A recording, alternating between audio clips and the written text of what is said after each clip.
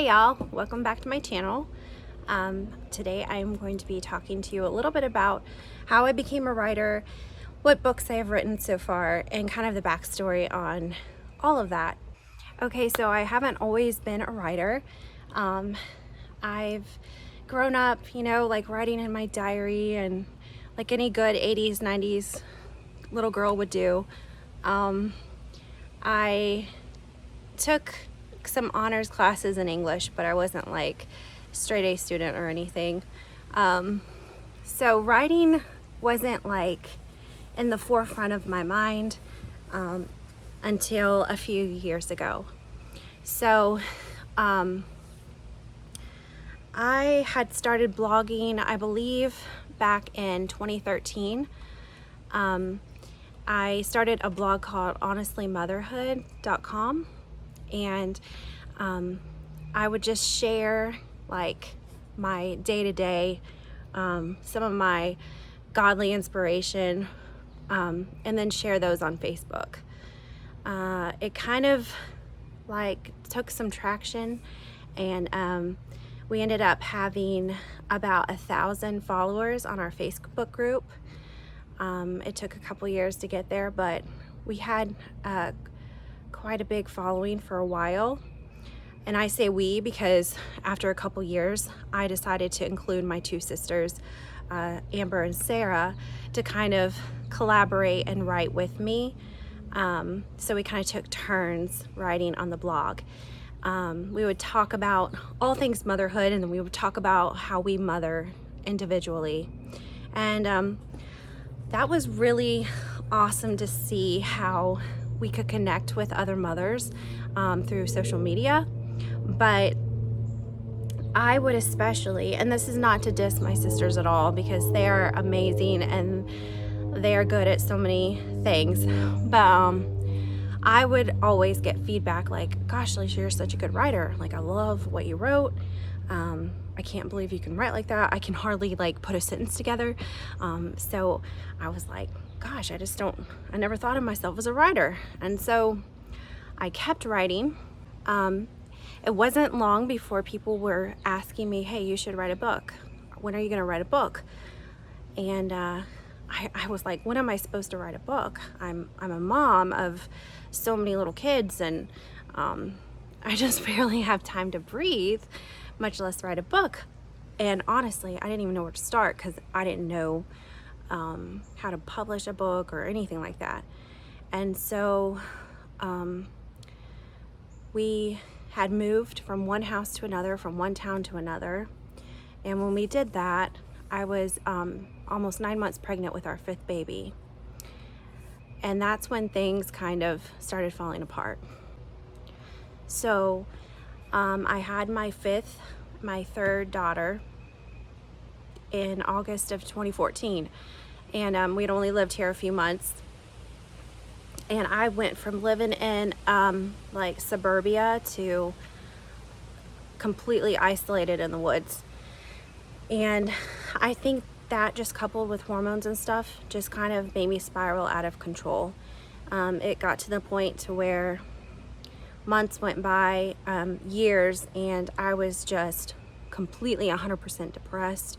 I was going through a severe bout of anxiety. I thought I was dying all the time. I went to about 20 plus doctors. And it's really hard even now to kind of move past all that. But if it wasn't for the Lord, if it wasn't for my husband and my family standing by me and my children, oh gosh, the grace they give me was amazing. And so I would have panic attack after panic attack. I would go to see doctors constantly. And one day in November of 2016, or 2015 actually, I was laying in bed because I would get really tired really quickly, and in the afternoon, and I would lay down with my daughter. She was a toddler at that time, probably about 15 months old, and I came across this picture. So As I was laying there, I was just scrolling through my phone mindlessly, just completely depressed, and I came across this picture. I don't know, let's see if it can focus on it. There it goes. So this is Joey Feek, and this is her daughter, Indiana.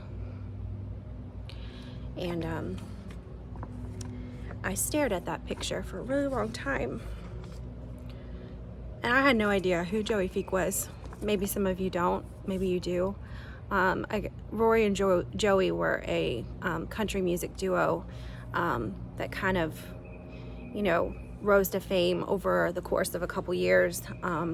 But I had never heard any of their music. I had no idea who they were at all.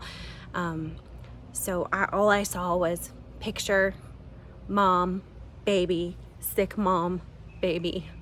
And I just lost it.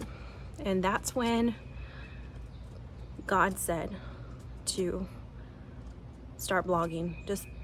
Just write what I'm going to tell you to write.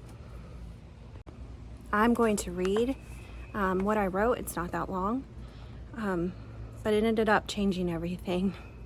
So the blog post was called Dear Joey, and it went viral. Within 12 hours, I had over 300,000 people that had read it. It was on the radio station. People were sharing it everywhere. I had over 250 comments on the actual post on my blog, and that was just a natural reach. That was not, I didn't pay for advertising. I didn't boost it in any sort of way. It was a natural viral circumstance. And so I called the blog post Dear Joey. Dear Joey, last night you changed my life. I don't even know you, and yet you spoke 1,000 things to me in a single picture. I regret to tell you that I've never heard your music. I had honestly never heard of you before last week. I guess I wasn't paying attention. I hope that doesn't offend you. So my intentions in writing you this letter before you see our Savior are as pure as gold. I am not seeking to bask in the shadow of your celebrity. I am writing you because I, like millions of others, saw the photo of you cuddling your toddler baby in an article last night. I stared. I just took the whole beautiful tragedy in over the course of several minutes. I wept a little, thinking of how you are doing exactly what we should all be doing as mothers, seizing the time we have left.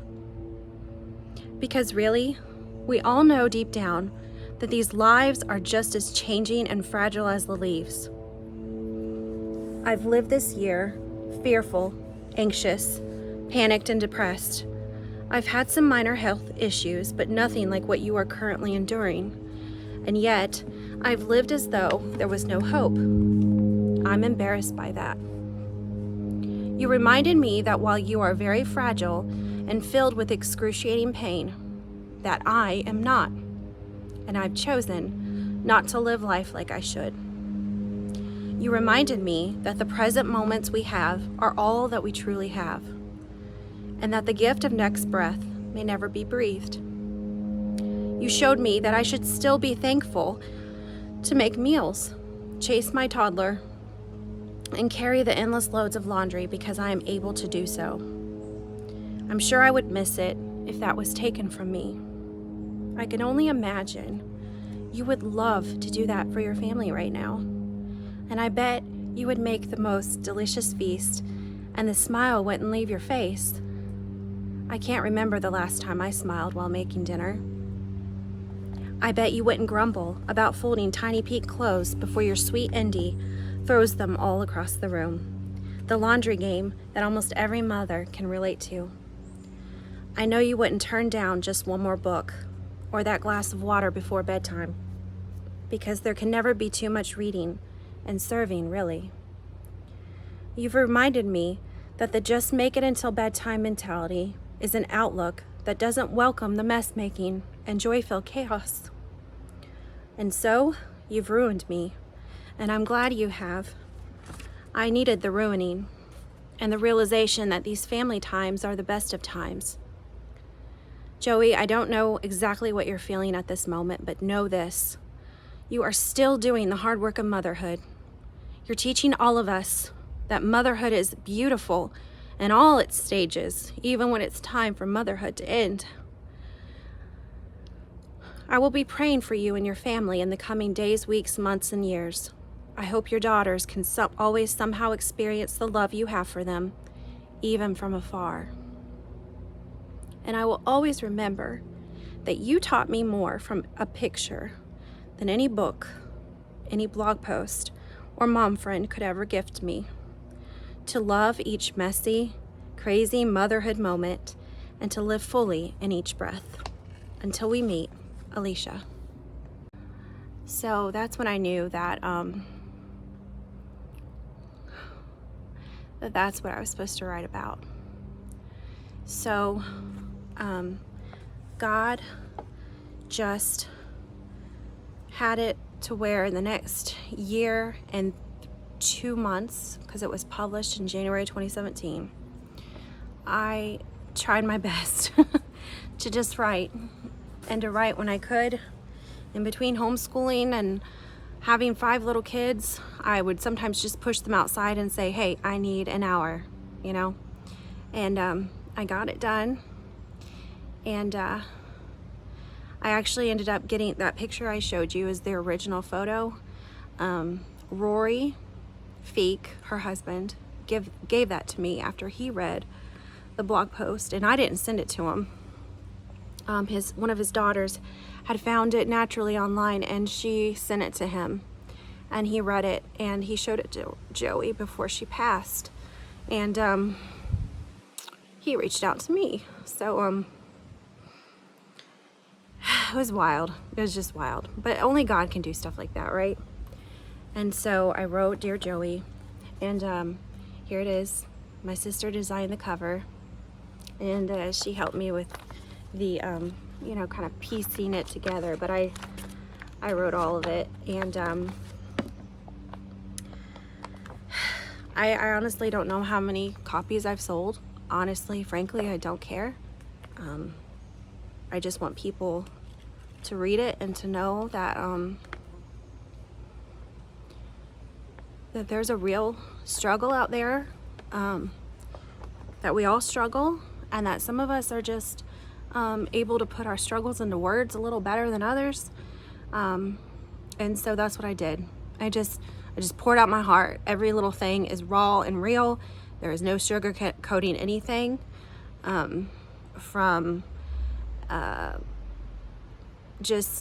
I was at the lowest of the low, and I'm not going to tell you now that I don't struggle still with it. I do. But I'm still here. And I woke up this morning, and there's a reason. And that reason is to be fulfilled by me. And whatever I do this day is a gift back to God. And the same goes for you. And so I didn't stop there. I thought that would be the only book I would write. But then I kept getting inquiries about writing a devotional. So I had just finished that about 10 days ago, to be honest with you. And it got published last Friday. And so this devotional is called Reclaiming Rainbows. It's about learning to live and love the promises of God. Now, the book, Dear Joey, and this devotional, God wrote for me. Because I'm going to tell you now, at the risk of being a hypocrite, I struggle with every single thing in these books. I have not arrived. I do not have the qualifications to